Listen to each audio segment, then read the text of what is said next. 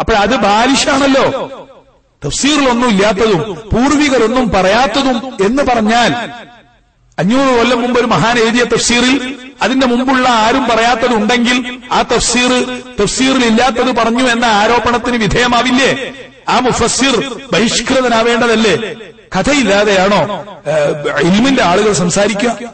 ചുരുക്കത്തിൽ ഈ സാമ്പിൾ ഞാൻ തന്നത് എന്റെ ക്ലാസിന്റെ ശൈലി ഇതാണ്. സലഫുസ്വാലിഹീങ്ങളായ ഏതെങ്കിലും ഒരു ഇമാമിനെ അപകീർത്തിപ്പെടുത്തിക്കൊണ്ട് ഒരക്ഷരം ഒരു ചിന്ത വരാൻ പാടില്ല ഒരു തസവൂഫിന്റെ അഹ്ലുകാരന്റെ ഭാഗത്തുനിന്ന്. അത് ബോധപൂർവം വരില്ല. പക്ഷെ തെറ്റിദ്ധരിപ്പിക്കാൻ ഒരുങ്ങിയാലോ എന്തും വരുത്താം. പിന്നെ വലിയൊരു ആരോപണമാണ് ഇമാം ഇബ്നു തൈമിയ്യയെ പറ്റി ബഹുമാനിച്ചിരിക്കുന്നു, ഷെയ്ഖുൽ ഇസ്ലാം എന്ന് പറഞ്ഞിരിക്കുന്നു. വമ്പിച്ചൊച്ചപ്പാടല്ലേ? എന്നിട്ട് കളിയാക്കിക്കൊണ്ട് കുറെ അങ്ങ് പറഞ്ഞു പോയിരിക്കുന്നു. എത്രയാണ് പേരോട് ആ ഭാഗം പറഞ്ഞത്? ഇബ്നു തൈമിയ്യനെ ഇബ്നുൽ വഹാബിനെ എന്നൊക്കെ പറഞ്ഞിട്ട് ഇബ്നുൽ ഖയ്യിമിനെയും പേരോട് പറഞ്ഞ ആ ഭാഗം പേടിയാവും കേട്ടാൽ. സത്യത്തിൽ എന്താണ്? എന്റെ ആ പ്രസംഗം തീർത്ത് കേട്ടാൽ അറിയാം. സമയക്കുറവുകൊണ്ട് ഞാനത് കേൾപ്പിക്കുന്നില്ല.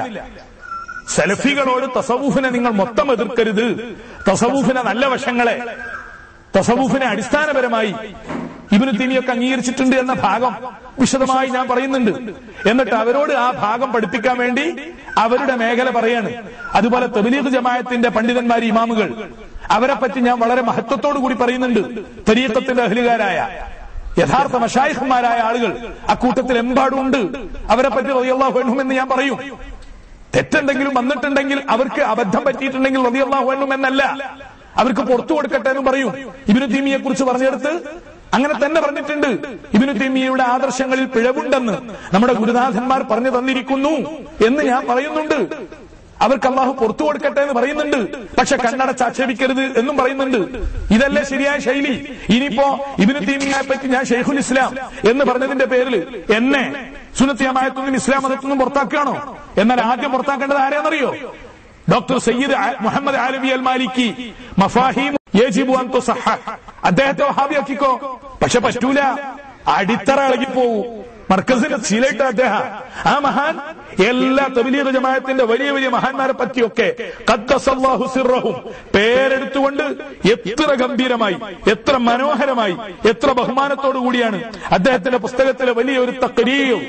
ആരത്? അൽ അല്ലാമ ഷെയ്ഖ് മുഹമ്മദ് അസീസുർ റഹ്മാൻ അൽ ഹെൽബാനി എന്ന് പറയുന്ന വലിയ ഒരു മഹാന്റെ തഖ്രീർ കൊടുത്തിരിക്കുകയാണ്. ഈ തഖ്രീർ കൊടുത്തു പറഞ്ഞാൽ എന്താ? ഈ പറഞ്ഞതിന് മുഴുവൻ ഗ്രന്ഥകർത്താവായ മുഹമ്മദ് ആലവി അൽ മാലിക്കും അംഗീകരിക്കുന്നു. എന്നിട്ട് ഓരോരുത്തരുടെ പേരും ഫുമ്മൽ അമീറുൽ മുജാഹിദ് അൽ ഇമാമുൽ ആരിഫു ബില്ലാഹി അഷ്ശൈഖ് ഇംദാദുല്ലാഹ് അൽ ഫാറൂഖി അൽ മുഹാജിറുൽ മക്കി വറുഫഖാഉ റളിയല്ലാഹു അൻഹും എന്ന് ഞാൻ പറയും. ഞാൻ അവരെ കുറിച്ച് നേരിട്ട് അവരുടെ ഗ്രന്ഥങ്ങളിൽ നിന്ന് മനസ്സിലാക്കിയ കാര്യം എങ്ങനെയാണ്? തബ്ലീഗാണെന്ന് പറഞ്ഞുകൊണ്ട് കെട്ടിച്ചമച്ച് അവരുടെ പേരിൽ എന്തെങ്കിലുമൊക്കെ മനസ്സിലാക്കി പറയാം. എല്ലാ വിഭാഗത്തിലും കുഴപ്പക്കാരുണ്ട്. തബ്ലീഗ് ജമാഅത്തിൽ ഇന്ന് പ്രത്യേകിച്ച് കേരളത്തിൽ വഹാബി സ്വാധീനമുണ്ട്. അതിൽ നിന്ന് അവരെ പതുക്കെ മോചിപ്പിക്കുകയാണ് വേണ്ടത് എന്ന് കരുതി തബ്ലീഗിന്റെ പഴയകാല ഇമാമികൾ.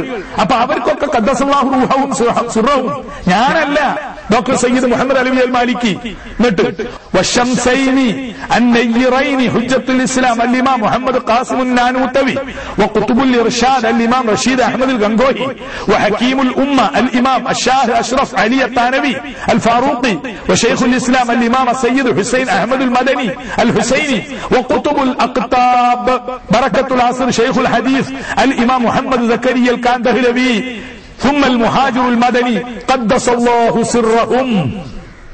ഡോക്ടർ മുഹമ്മദ് അലവി അൽ മാലിക്കിയുടെ കിതാബില് അവതാരികയിൽ ഉള്ളതാണ്. AP ഉസ്താദിന്റെയും എന്റെയും ഒക്കെ മശായിഖുമാരിൽപ്പെട്ട ആളാണ് ഡോക്ടർ സയ്യിദ് മുഹമ്മദ് അലവി അൽ മാലിക്കി. അദ്ദേഹത്തെ വഹാബിയാക്കാൻ പറ്റുമോ? ഇതൊക്കെ തബ്ലീഗ് ജമാഅത്തിന്റെ മഹാന്മാരായ ഇമാമുകളെ പറ്റി, നേതാക്കളെ പറ്റി ഖദ്ദസല്ലാഹു അർവാഹഹും എന്ന് എഴുതിയത് മഫാഹിമു യജിബു അൻ തുസഹഹ എന്ന കിതാബിലാണ്. അത് പരിഭാഷ എഴുതിയപ്പം പലതും വിട്ടുകളഞ്ഞില്ല നിങ്ങൾ. പോകട്ടെ, ഇതൊക്കെ അദ്ദേഹം പറഞ്ഞത് അവതാരികയിലാണ് എന്ന് പറഞ്ഞ് ഉരുളാൻ പേരോട് ശ്രമിക്കണ്ട. അബദ്ധം ഇനിയും പറ്റണ്ട. മഹാനായ മാലിക്കി അദ്ദേഹത്തിന്റെ മശായിഖന്മാരുടെ കൂട്ടത്തിലാണ് ഇവരെ എഴുതിയത്. അൽ ഉഖ്ദുൽ ഫരീദ്, തന്റെ മശായിഖന്മാരുടെയും തന്റെ സനദിന്റെയും മഹാന്മാരായ ആളുകളുടെ പേര് മാത്രം വിവരിക്കുന്ന തന്നെ കിതാബില് ഇവരുടെ പേര് മുഴുവൻ കൊടുത്തിരിക്കുന്നു തന്റെ മശായിഖന്മാരുടെ പട്ടികയിൽ. അഷേഖ് മുഹമ്മദ് സക്കരിയ ബിൻ മുഹമ്മദ് യഹ്യൽ കാന്തഹ്ലവി, ഇതാരാണ്? തബ്ലീഗിന്റെ വലിയ ഇമാമാണ്. അതിന്റെ ശേഷം തന്റെ മശായിഖന്മാരുടെ പേരെന്നാണ്? ഹദീസിന്റെ കിതാബ് ഉദ്ധരിച്ച വശൈഖ് മുഹമ്മദ് യൂസുഫ് ഇബ്നു മുഹമ്മദ് ഇല്യാസ് അൽ കാന്തഹ്ലവി അമീറു ജമാഅത്തി തബ്ലീഗ്, ഇത് ഡോക്ടർ മുഹമ്മദ് അലവി അൽ മാലിക്കി റളിയല്ലാഹു അൻഹു എഴുതിയതാണ്. തബ്ലീഗിന്റെ ജമാഅത്തിന്റെ മഹാനുഭാവനായ നേതാവ്, സ്ഥാപകൻ, അത് എന്റെ ഷെയ്ഖാണ്. ഇത് മുഹമ്മദ് അലവി അൽ മാലിക്കി എഴുതിയതാണ്. എന്നിട്ട് കക്കാടിന് ഇതിന്റെ പേരിലല്ലേ ക്രൂശിക്കുന്നത്? ഇതൊക്കെ പൊതുജനം അറിയുമ്പോഴല്ലേ അത്ഭുതപ്പെടുക.